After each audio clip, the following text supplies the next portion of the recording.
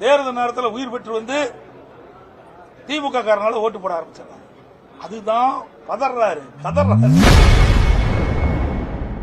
எஸ்ஐஆரில் 1,00,000 வாக்காளர்கள் நீக்கப்பட்டுள்ளது குறித்து செய்தியாளர் எழுப்பிய கேள்விக்கு முன்னாள் முதல்வர் எடப்பாடி பழனிசாமி அவர்கள் பதிலளித்துள்ளார். எஸ்ஐஆர் பணியை மேற்கொள்ளல, அதனால இறந்தவர்கள்லாம் தேர்தல் நேரத்தில் உயிர் பெற்று வந்து திமுக காரனால ஓட்டு போட ஆரம்பிச்சாங்க.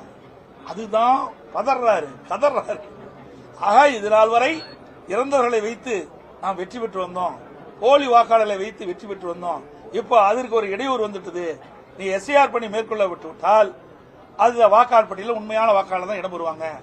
ஆக இறந்தவர்கள் இடம்பெற மாட்டாங்க, இரட்டை வாக்காளர் இடம்பெற மாட்டாங்க, வீடு மாறி குடியேறியவர்கள் இடம்பெற மாட்டாங்க. இப்படிப்பட்டவர்கள் தான் இன்றைய தினம் கணக்கெடுத்து இன்றைக்கு ஒரு பட்டியல் அறிவிச்சிருக்கிறாங்க.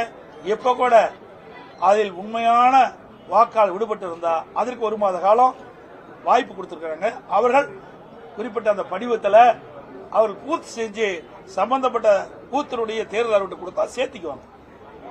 ஏற்கனவே அறிவிச்சுட்டாங்க, அவங்களுக்கு வாய்ப்பு கொடுக்குறாங்க, அதில் வாய்ப்பு மறுக்கல. ஆக வேண்டுமென்றே திட்டமிட்டு திராவிட முன்னேற்ற கழக தலைவர் இன்றைய முதலமைச்சர் இதை எதிர்க்க வேண்டும் என்ற நோக்கத்தில் தான் பேசிட்டு இருக்கார ஒழிய இதுல என்ன குறைபாடு இருக்குது? இது எல்லா கட்சிக்குமே பொதுவானது.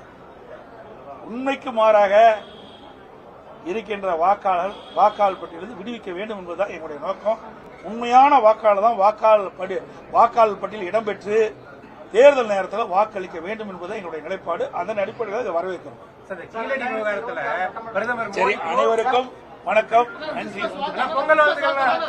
சரி, அனைத்து ஊடகங்களுக்கும் பத்திரிகை நிறுவனங்களுக்கும் இனிய தைப்பொங்கல் நல்வாழ்த்துக்கள், இனிய ஆங்கில புத்தாண்டு நல்வாழ்த்துக்கள். நன்றி, வணக்கம். அனைத்து ஊடகங்களுக்கும் பத்திரிகைகளுக்கும் கிறிஸ்துமஸ் நல்வாழ்த்துக்கள்.